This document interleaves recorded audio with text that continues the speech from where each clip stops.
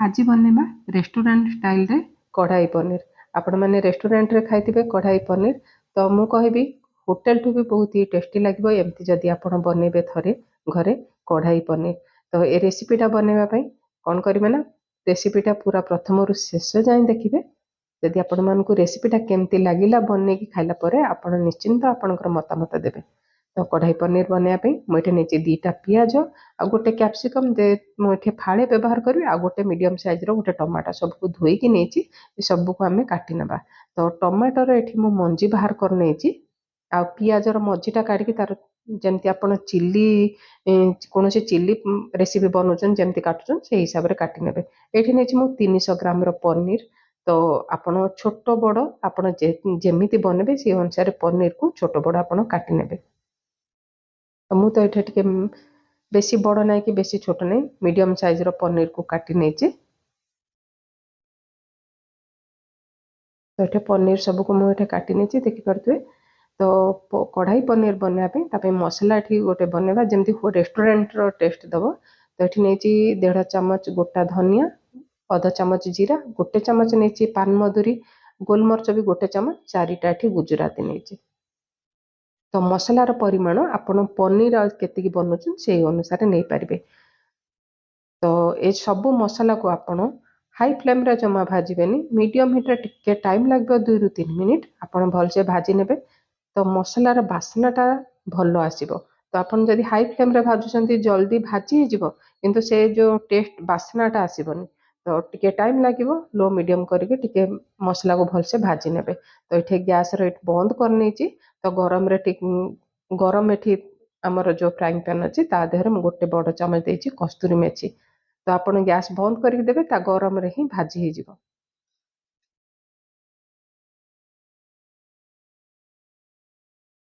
तो ये gas on करके जदि आपण पकेबे तो कस्तूरी मेथीटा भल से भाजी हेबनी। तो ये ठंडा हला परे मु एठे ग्राइंडिंग जार रे दे देछि, आको चिकन करी ग्राइंड करनबा। तो एठी आपण जेतेबेले मसला भाजुछन जदि आपण काश्मीर रेड चिली माने लंका थिबो जदि भाजी की पके पारिबे। मु एठी गोटे चम्मच देछि काश्मीर चिली पाउडर। तो सबको एठी भल से ग्राइंड कर नेछि। तो मेरे सेम करे रे आउ गोटे बड़ चम्मच तेल देछि। आपण चाहे एटे बटर रे भी करि पारिबे।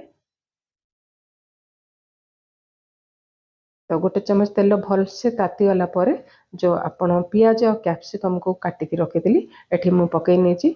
ए सब को हाई फ्लेम रे ही भाजिबा। तो एठी गोटे मिनिट भल से भाजी नेबी। भाजिला बेलू आपण लुण पकेबेनी, जेहेतु पानी छाड़िबो क्रंचीनेस आसीबनी।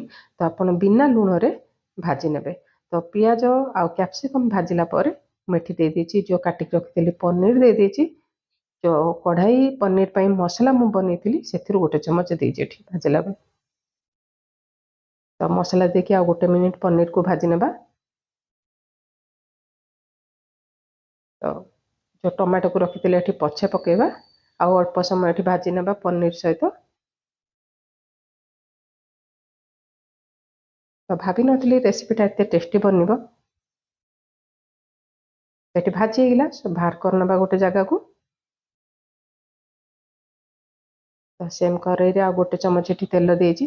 बहुत ही कम तेल रे आपण रेसिपीटा बनै परिबे। तो ये भल से तेल तातीगला मुझे अधा चामच जीरा देछि। तो जीरा को भल से फुटवा को देबा। तो जो पियाज को भाजिया रखी मझी अनुसार जी पियाज होता मुझे छोट छोट काटिक नहीं। आपन चाहिए अधिका भी पियाज दे पारे। पियाजर कलर टिके चेंज है जाए भाजी नेबा। तो ये अदा रसुन पेस्ट गोटे बड़ चम्मच देछि। पियाजर कंचा स्मेल गला जाए भाजी नेबा। ये भल से भाजी गलानी आमर अदा रसुन मसलाटा। आपन जेकोसी रेसिपी बनातु आपनकर जदि मसला भल से कषि आपनकर रेसिपी बहुत ही बढ़िया लगे। तो ये गोटे मीडियम साइज टमाटो को ये ग्राइंडिंग करके नहीं। तो 3टा कंचा लंका देछि फाड़ करके। आपण चाहिए अदा रसुन जिते बाटुचन ताकू भी कंचा लंका को से मिसेकी बाटी पारे। तो रागटा आपण ऊपर डिपेंड करती राग खाई पारे। तो जो आम बनई थिले कढ़ाई पनीर पे मसला ए सब मसला मुझे देती जेहेतु सुखा मसलाटा पानी आमर देनी तो गैस रेट लो करके अल्प अल्प पानी देकी मसलाटा को आम भलसे टाइम नहीं कषा जिते मसलाटा भलसे कषा आमर कढ़ाई पनीर सेते टेस्टी बनब।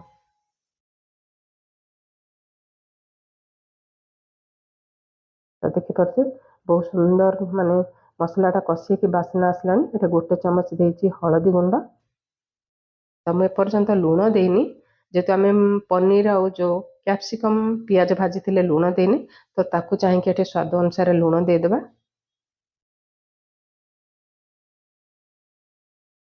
तो एकाथरे पानी देवेनि अल्प अल्प पानी देकी मसलाटा कषिबे मसलाटा भलसे कषि हो पार।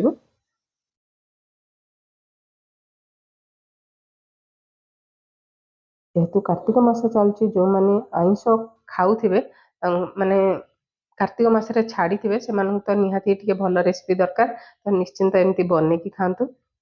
आईठी देछि फ्रेश दही गोटे बड़ चमच जदि आप चाहिए क्षीर मलाई को भी ग्राइंड करके दे पारे कि गोटे कथा मन रखिए यही रेसिपी जमा खटा दही यूज करेंगे तो रेसिपीटा जमा भल हेनी। तो ये गोटे मिनिट लो फ्लेम रे कषिला जो भाजिकी रखि पनीर आउ कैप्सिकम पियाज और टमाटो को ये देदेबा मसला सहित गोटे रु 2 मिनिट भलसे कषि नवा जेहेतु आम पनीर भी भाजी पियाज टमाटो कैप्सिकम भी भाजी हो जाए तो बेसी समय आपको कषा पड़ोनी।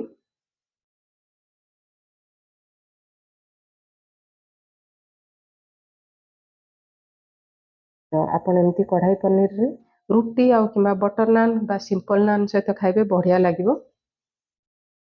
तो यही कढ़ाई पनीर ग्रेवीटा पतला हुए तो मसला सहित आमर पनीर टिके भलसे माने कुक हम तापाई जी दरकार पानी से देदेबा।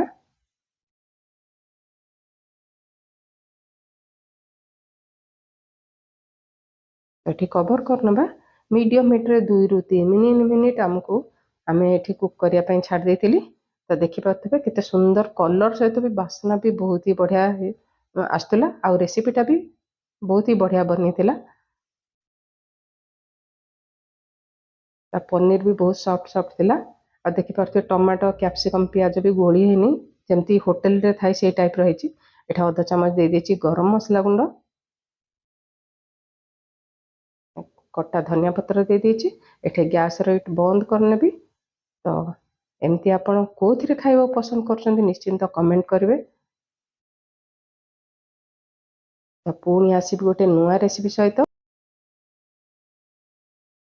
जदि आज रेसिपी भल लगे तो वीडियो को लाइक शेयर सब्सक्राइब करने को जमारू भूलें। समस्ते भलरे रहंतु। जय जगन्नाथ।